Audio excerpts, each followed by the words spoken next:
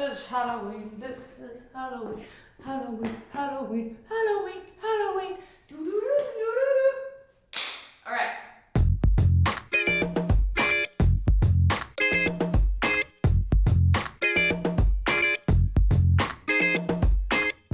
What's up, guys? It's episode 59, and it's the Halloween special. Woo! That's me doing an impression of a Halloween decoration. Don't leave, Kevin. Don't leave. Just because I'm an annoying Halloween decoration doesn't mean that you can leave. Anyway, what's up, guys? Happy Halloween! I'm so sorry, audio listeners, because I'm dressed up as Sally and I look awesome. I look so good, and you're not seeing that because you're an audio listener, and that's fine. I don't condemn you for that. I'm thankful that you listen, but yo, you gotta check out the video. I say that every single week. I'm like, hey, I know you're an audio listener, but also you should watch the video. But you should, because I got the whole Sally getup from Nightmare Before Christmas, and I handmade this outfit. And it only took me 5 years because I can't sew. Yeah, I just, Halloween always just makes me think that I can do things that I can't actually do. And I always have this grand vision in my head about what my costume's going to be. And I'm like, I'm going to make it. And I usually make it every year. And it usually doesn't go well, but somehow the pictures look fine at the end.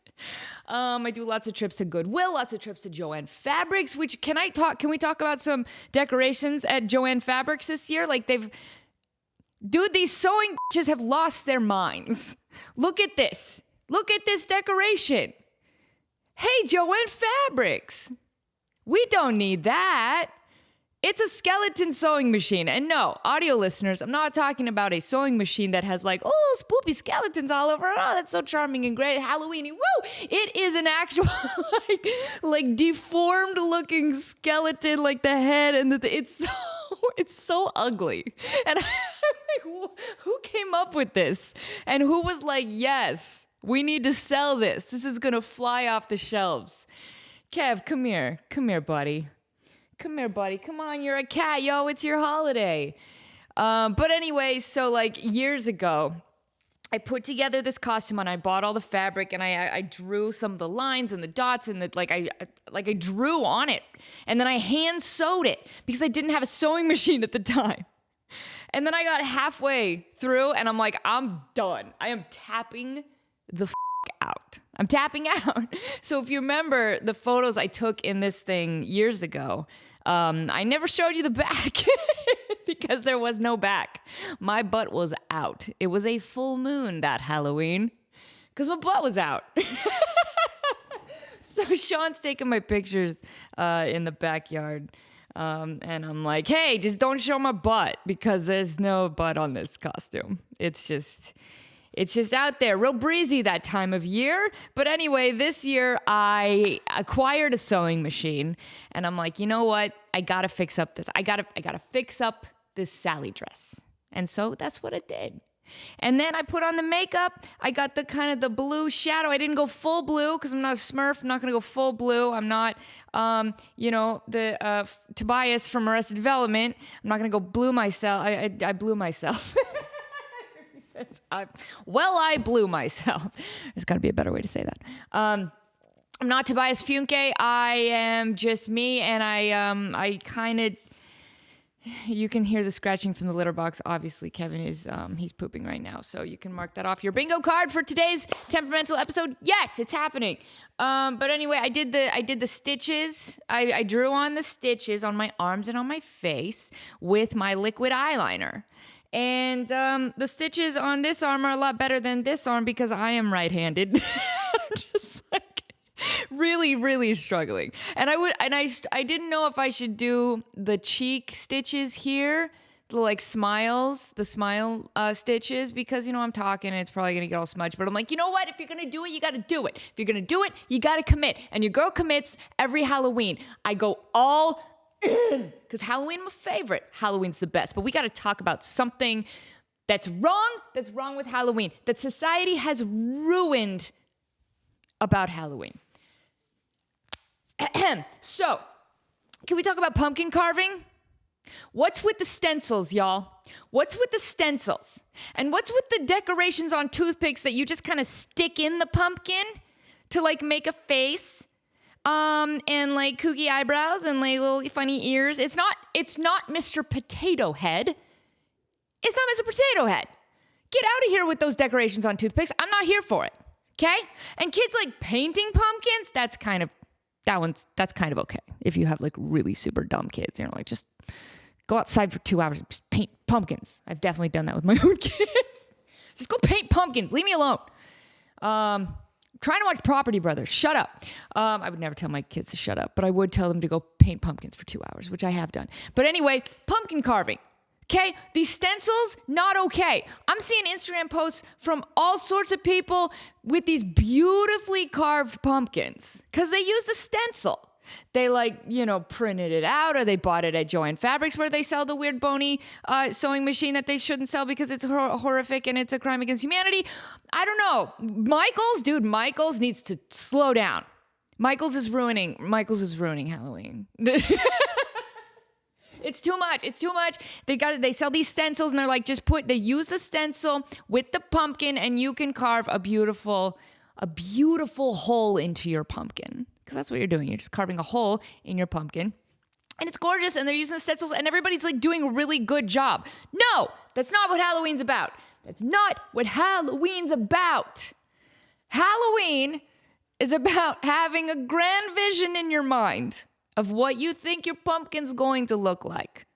A real just artistic vision. You're like, I'm gonna carve the eyes like this, and I'm gonna carve the mouth like this, and I'm gonna, and you're like, here we go. And then you get in there with the knife for the first, you stab it the first time, and you're like, oh, this is entirely harder than I thought.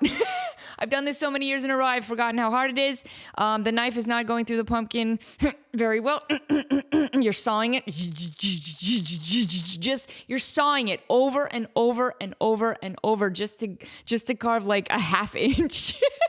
And even the half inch is like jagged and awful. And there's just like, it's gross. And it's just like bleeding pumpkin guts on you. It's like, it's crying, right? The pumpkin juice is like kind of crying out of your 1 inch cut that you just burnt 200 calories trying to carve. Because every year you forget how hard it is to carve a pumpkin. You're like, let's do it. It's going to be great. And you get that half inch in. And you're like, oh my gosh, this is impossible. And you want to give up, but you don't. You don't give up because it's Halloween, and that's what Halloween's all about. You keep going, and you try to carve whatever grand vision you have in your head into that pumpkin, and you fail. And you fail miserably. And it looks terrible. But you know what? You did it. You did it on your own. You did it your way. You did it the way God intended. You did it the way the ancient Halloween ghouls, the elders of Hallows Eve intended. They wanted you to use a little jagged knot knife, because let's be honest, it's not a knife. You get angry halfway through and you try to use a real knife, and you're like, this is a terrible idea because I've had 3 Smirnoff Ices and I'm using a real butcher knife on this pumpkin because I'm frustrated. Maybe not the best idea. So you go back to that little knife. It's not even a knife. It's kind of like, what is it? They have those sharks, right? They have those sharks that like have those really big noses, and they got like a saw on the side. It's like a tiny little saw, but you can't cut anything with it. It's like the dullest saw ever made. And you're trying to carve your grand vision into the pumpkin, and it's not working. And you're so frustrated. And the pumpkin is crying pumpkin juice all over you. And you've had 3 Smirnoff Ices. So you already have a headache. It's terrible. And you get done and you look at it and you're like, wow, that sucks. I made that and it sucks. And then you stick a candle in it and you put it outside of your house and you say, Happy Halloween, kids. It's the best I could do. And that's what the season is all about. That's what Halloween's all about, Charlie Brown. So I'm not here for the stencils. I'm not here for that. It's gotta be all just, it's kind of like this dress. I like to say this dress is being held together by safety pins and swear words. Because it really is. I stuck so many needles in my fingers while I was trying to sew it. So many needles. And then the stitches that I couldn't do, I just put in safety pins, and it kind of works, right? Because it's Sally and it's supposed to be all patchwork. So you know what? It worked. I wore it on stage for one of the Von Bolt shows at the Punk Rock Museum, and it looked awesome. It looks so good. Even from the back. My butt's not out anymore. Looks great. So Halloween is the greatest holiday of all time because you don't have to spend time with family. Not really. You're not like required to have like a family gathering. Nobody's like, you have to come over for the Halloween feast. And if your family does do that, then I'm sorry, you have a crazy family. They should not do that. Halloween is all about just like, it's supposed to be cold, right? You're supposed to wear a costume for trick-or-treating that is going to be covered with a coat. Every year. That's just the way it should be. You should have a great costume, spend a lot of time on it, got really excited, and then you go out trick-or-treating and nobody sees it because you got a parka on. Because it's 10 degrees, because it's Halloween. And that's the way it should be. It's supposed to smell cold. It's supposed to be fall. If you're a real one, you don't take a bucket out to trick-or-treat. You take a pillowcase. That's what the real ones do when you're like in it to win it. Because when I was trick-or-treating, I was in it to win it. And then when everybody goes to bed, you out TPing. If you're a degenerate teenager like I was. Actually, I was a very well-behaved teenager. And that's probably like the most... it's like the most... renegade thing I ever did. It's like on Halloween night, I would go with my friends and go TPing. And it was great. Except for sometimes it rained. And then when you TP a house and it rains, it just kind of turns all the toilet paper into like this awful gummy, like mashed potato consistency all over their house and roof and yard and grass. And then you feel real bad because they have a lot of work ahead of them because of your fun night of TPing. Because here's what you do. You got to take the toilet paper roll. You got to unroll it a little bit. You got to get your eye on the prize. You're like that branch. You get your eyes on the branch, right? You're looking at the branch, and then you do kind of like a, you got to do the, and then you throw that TP roll up, and it falls the other side. And then you go, and you do, and you do up the other side, and you go, and you do it back and forth. So you have this beautiful, like, weeping willow of toilet paper. Then you know you've done a good job. But anyway, yeah, so Halloween is the best holiday because you don't have to, you have no family obligations unless you like got to go trick-or-treating with your kids, which is also awesome because you're just going to steal their candy anyway. It's just a mom tax. Oh my gosh. Were you there the whole time? Jeez. What's up? What's up, girl, Kevin? Yeah, so like family obligation, you got to go trick-or-treating. It's fine because you're just like, you're going to look over their shoulder and be like, hey, get that Reese's. Get the Reese's. Hey, Chloe, get the Reese's. And then they do. And you're like, I'm going to eat that Reese's later. They're going to go to bed and I'm going to eat that Reese's. It's great. You steal candy from your kids. You don't have to have family obligations. And you get to dress up in a silly costume. And it's totally acceptable by society. It's totally acceptable. You could dress up as like oh my gosh. I just remembered the worst costume ever. Okay. So if you're a Temperamental fan and you've been with me from the beginning, you might remember that my first 2 episodes of Temperamental were filmed vertically because I thought that was the way of the world. I thought everything was being filmed vertically, and I thought, why would I film this podcast horizontally when the whole world is going vertically? So why would I do that? Turns out I was very wrong.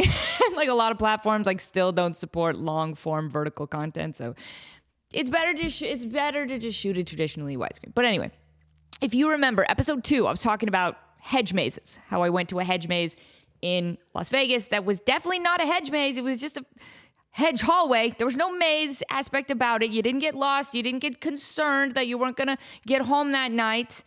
You weren't worried that like a troll was going to jump out from around a corner and ask you like a riddle. No, none of that. It was a hallway to a bar, an overpriced bar. But I can't really complain when there's alcohol at the end of any journey I'm on, so it's okay. It's okay. But if you were with me for that episode, you remember that I told a story about one of my favorite Halloweens. And I'm guessing, I'm just going to recap it again because it's a great story. Anyway, I was in Idaho. I was dressed as Daphne from Scooby-Doo, and I went out trick-or-treating in Idaho, where it's mostly fields and wheat and dirt roads. There's a lot of that happening in Idaho. And I went to this, I I'm not even really sure what it was. It was supposed to be a corn maze at some kind of Halloween event in Idaho. Really thrown together at the last minute. I think if you gave me 2 hours, I would be able to put together a better Halloween event than whatever the hell we went to that night. But anyway, there was a corn maze. But the problem with the corn maze is that all the corn was dead and all the corn was waist high. And I'm not sure if you know how like mazes are supposed to work, but if you can see the end of the maze from the beginning of the maze, it's not really much of a maze now, is it? Not really much of a maze. No, pretty easily found my way through that. Like very, very easily.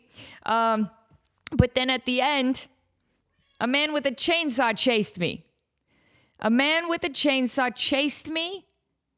And you'd think that with the maze being waist high, I would have seen him coming, but I think he was smoking a cigarette behind a shed. Didn't see him. So I exited the corn maze using air quotes with the word maze. He comes running after me. I panic. Because even though I sing in a Halloween band, I sing in a Halloween horror-themed band, I love scary stuff, Halloween's my favorite holiday, I got skulls all over the place, I often dress like a goth, I'm known as a very famous goth character in media, I'm a p***y. I'm a p***y. I'm a scaredy cat, if we're gonna go PG. I'm a scaredy cat. I scare very easily, very easily. People who live in my house can come around a corner too quickly and I collapse immediately. I just go down. I just collapse. I don't know why this happens. You know those toys, those like 1950s toys where it's like a giraffe or something on like tall legs and then you hit a button and it just like, and it just like collapse. Like, I don't know why that's fun. I don't know why that's a toy, a collapsing animal, but you know exactly what I'm talking about. You just hit the button and just, that's what I do. That's just exactly what I do. And that's what I did when the man with the chainsaw came after me. I should have run away from him like everybody else, but I didn't. I stopped and I went full possum and I just collapsed into a ball and I just waited for my death.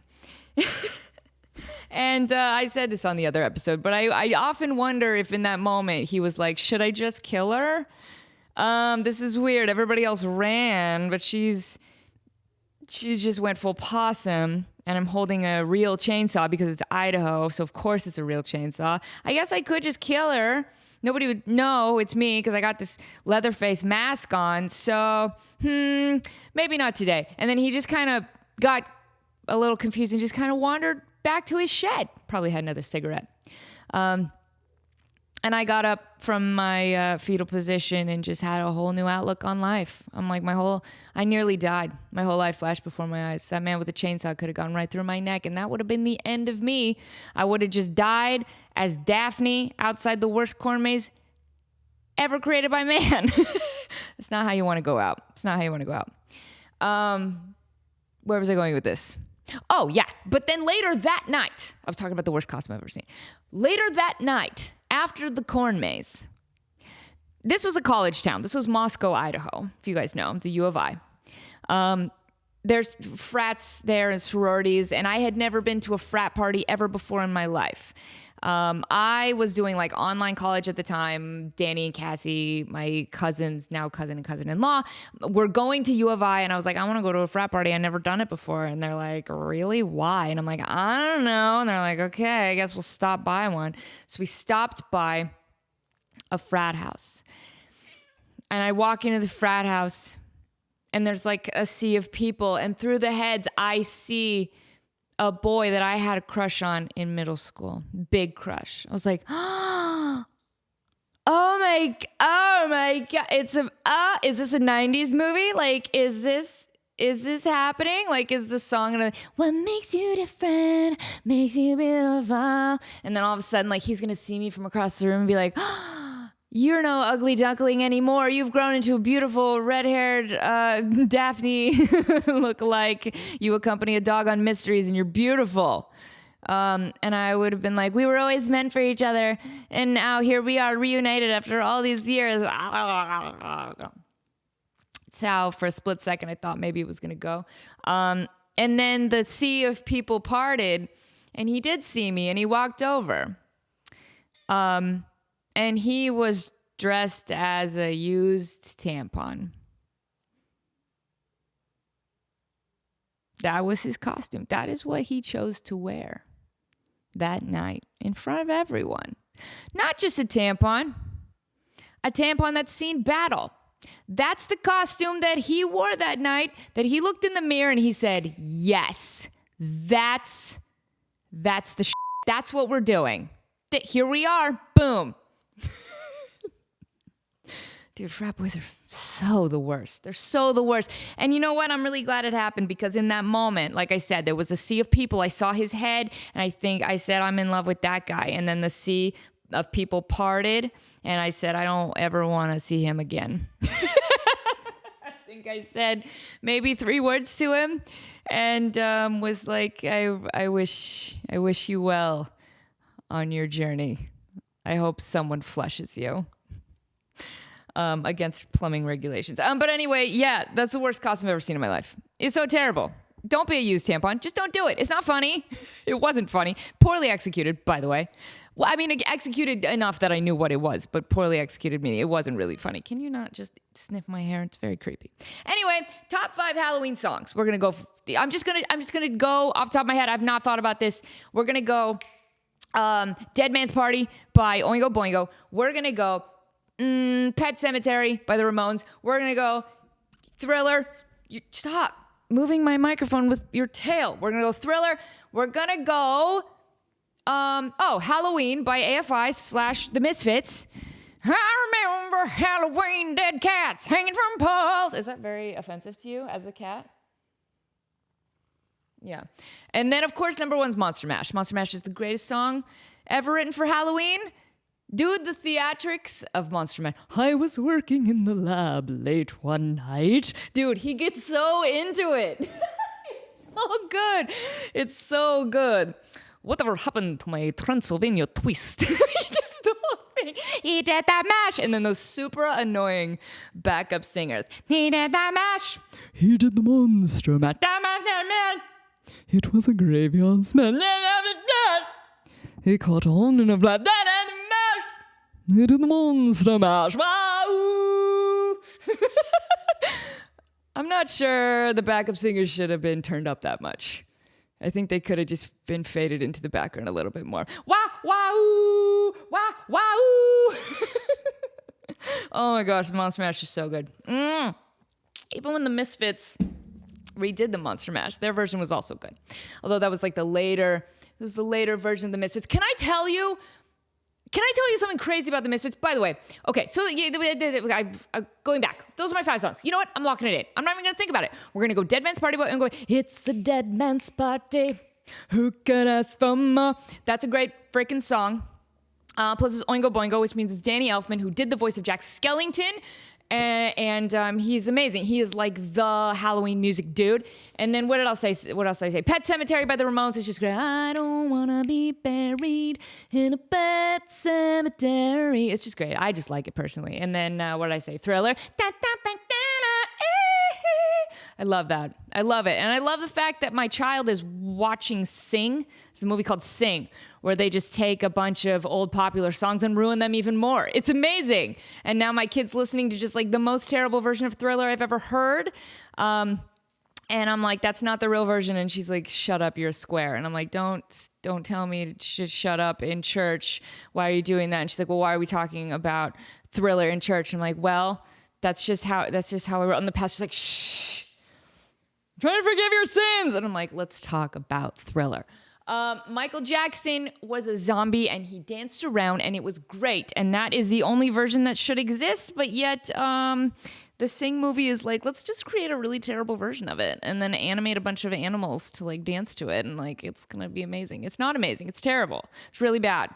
But anyway, yeah, Thriller, it's a classic. It's got a whole dance. And then Halloween, of course. I like the AFI version, but I'm a huge Misfits fan, so I just love it. I love that song. It's called Halloween. It's the greatest Halloween song. It really paints a picture. It's like, how's it go? Bonfires burning bright, pumpkin faces in the night. I remember Halloween, dead cats hanging from poles. Although I don't think I've ever seen a dead cat hanging from a pole during Halloween. Maybe I'm not living in the right part of the country. Little dead are out in droves. I remember Halloween. Then there's some other weird lyrics like brown leaf vertigo. I don't know what that is. Where skeletal life is born or something like that. It's okay. And then, Monster Bash, obviously. Okay, let me tell you something about the Misfits. And Misfits fans are like very intense. So I'm sure even the way I'm explaining this is going to be wrong somehow. And the Misfits fans are going to come after me and hang dead cats on poles outside my house. Please don't do that. I'm a massive Misfits fan. I've sung in a Misfits cover band several times, several different Misfits cover bands. I've sang Misfits in my band. I just did it last night. I'm a huge fan. I love them. I know about the lore. I know how they started. But here's the crazy thing about the Misfits. It blew my mind, so it's going to blow your mind.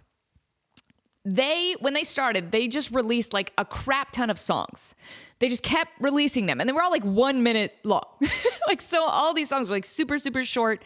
Always just like really intense, really badly mixed, but like they didn't care. They just like did their thing and put the songs out there just over and over and over. And because they were doing this at the time and they were just putting them out, there weren't really like documented lyrics. Okay, remember like your favorite thing as a kid when you got a new CD?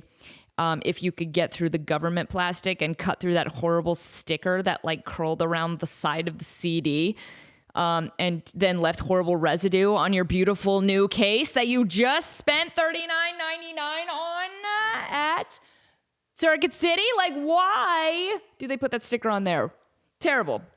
If you could get the sticker, if you could get through the government plastic, if you could get through the government sticker, if you could open the jewel case without it cracking, because CD cases always cracked on one end, one hinge always broke. Why? Just spent $39.99 on this at Circuit City. Why is it breaking?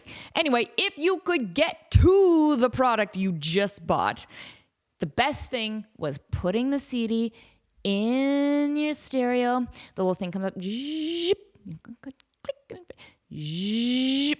then you wait. It's like thinking. You play it, and you go, oh, my new CD is playing. And then what did you do? You slipped out the booklet. You slipped out that booklet. So slow and gently, you slipped out that booklet. And you listened to the songs, and you read the lyrics along with the song.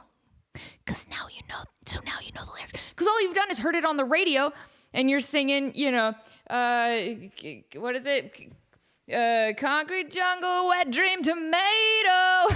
Like, it's not Concrete Jungle, Wet Dream Tomato. That's just what you heard. That's not it. And you open the booklet, and you're like, Concrete Jungle, oh, where dreams are made of.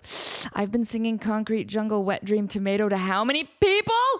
How many people have I sang Concrete Jungle, Wet Dream Tomato to? Concrete Jungle, where dreams are made of. So it's important to know the lyrics. That booklet is important. But guess what? We don't get that anymore. The Misfits certainly didn't do that. They're like the most punk rock FU band ever to exist. They were so underground. They were like the most underground. It's amazing anybody even heard of them. They're the kind of band that like, it almost feels like if somebody was a fan, they'd be like, you. It's just their whole thing. But this is back when it was Danzig and Doyle and Jerry Only and, the original Misfits lineup. So they didn't have the little booklet in their CDs with the typed out lyrics. And obviously they didn't have the internet where they were providing lyrics for people. They didn't have Spotify where, would you like to read the lyrics along with the song? Yes, I would. There was none of that.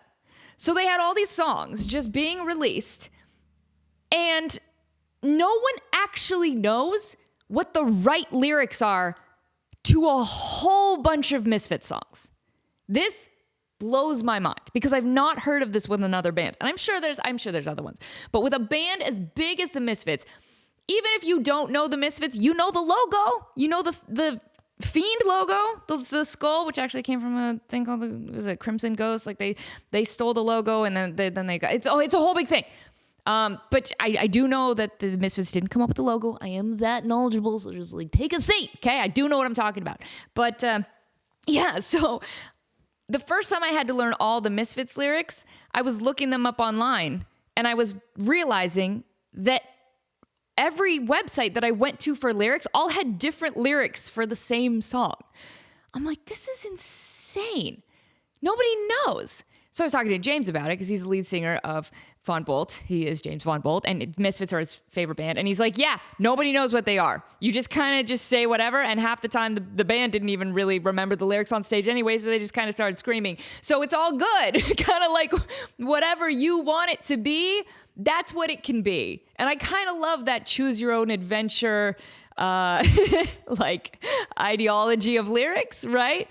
So I'm trying to think of an example. So one of them is there's a song called Ghouls Night Out, and it's like, this is a ghouls night out, suffer unto me, devils and fallen angels, oh, ghouls in every form, this is a ghouls night out. Okay, so one lyric website said the next line is, boy ghouls, girl ghouls, hell.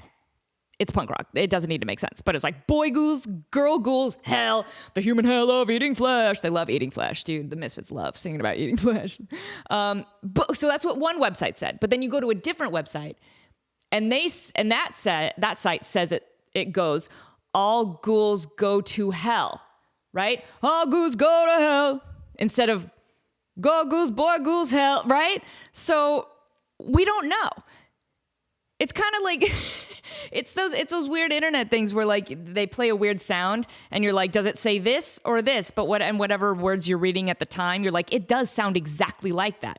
So when you read the lyrics of Boy Ghouls Go Goes Hell, you're like, yeah, that's what it sounds like. But then when you look at the other lyrics of like all ghouls go through hell or whatever, then you're like, it also sounds like that. I don't know. I genuinely don't know. And this happens with like every Misfits song. All those early Misfits songs. People don't know. Does the band even know? I don't know. Maybe they were singing different lyrics from night to night on stage. They're the Misfits. They don't give a f***. They do whatever they want. But I'm fascinated by that. And I think it's awesome because then I had a fun time kind of picking which lyrics I liked the best and then singing those. Like in She, there's a song called She, and some sites say that it's like she loves like naked, what is it? Like, okay, yeah, they said like he loves evil sex or something, or you could say like he loves evil stairs or something. And I was like, stairs is actually like kind of more interesting. Not like stairs that you walk up, idiot. Like when you're just like evil stairs. Like I thought that was cool. So I had fun like going through and like picking my own Misfits lyrics because now it's almost like I have my own little imprint on them. Like I got to sing all of these Misfits songs, but I chose which lyrics to sing. So now it's kind of like the least fool's version, right? So that's just fascinating to me. And if you know of any other bands like that, you got to drop them in the comments because I think I don't know if that's like a super common thing. I don't think it is. I've literally like never heard of that with another band. But anyway, y'all, it's Halloween and I hope you guys dress up. You gotta dress up. Don't be the guy who's like, I'm not gonna dressing up stuff. Just do it. Don't dress like a used tampon, but like, just do it. Just dress up. It's super fun. For me, Halloween's just a lifestyle because every single time I perform at the Punk Rock Museum, I dress like a skeleton. So I dress up on a week-to-week basis. So I'm just used to it. I embrace it. I think it's super fun. Yeah. I think that Halloween's the best, and it's coming to an end. And I'm going to have to go watch some Halloween movies to get in the mood. Of course, Nightmare Before Christmas, because I'm dressed as Sally. You know, it's funny because Nightmare Before Christmas is such a good movie, but I do think it kind of dips off in the middle, right? That's a very unpopular opinion. I should not say that. But I do think like the beginning, oh my God, the opening number of Nightmare Before Christmas is like the greatest Halloween song video moments like ever to happen. It's so incredible. And then obviously like Jack's Lament is so good. And then what's this? It's so good. But then I kind of feel like once he's starting to convince the townspeople of what they should do, that they should take over Christmas, and then him trying to figure out how to do it. And then I feel like it kind of dips a little bit. Kind of every year it kind of loses my attention during that part, and then it gets me back at the end because they're shooting Jack out of the air with cannons, and then I'm like, okay, I'm back for this. And then obviously Oogie Boogie's terrifying at the end, and End so strong, start so strong, kind of dips off in the middle. So I do love Nightmare Before Christmas, but it's not my favorite Halloween movie. My favorite Halloween movie is Corpse Bride. I think it's the most underrated movie ever, which is very interesting because now there's Corpse Bride decorations everywhere. And now it's like popular again, which is very strange. Like you see Emily costumes, you see like all sorts of Corpse Bride, like merch, like Loungefly backpacks. It's like everywhere now. You go, dude, I went to Spirit Halloween. They have like life-size Victor and Emily like animatronics. They're like, you'll make kiss the bride.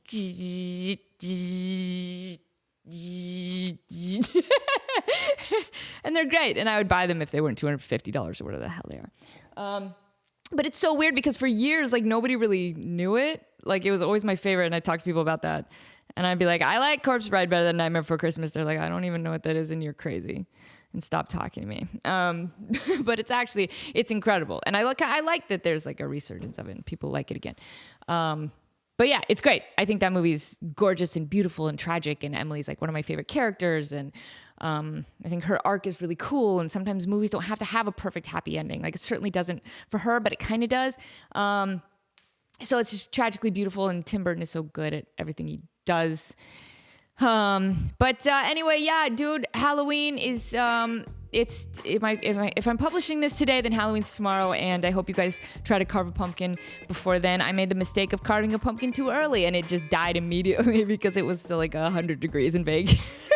Put it outside on my front stoop, and then it just cooked. It just cooked and melted and molded in like 2 days. I'm like, this was a mistake. I should have done this right before Halloween with the tiny saw that doesn't work.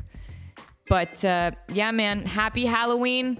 Please dress up, go to a party, have a ball, get spooky, eat too much candy, and let's do it again next year. Bye, guys.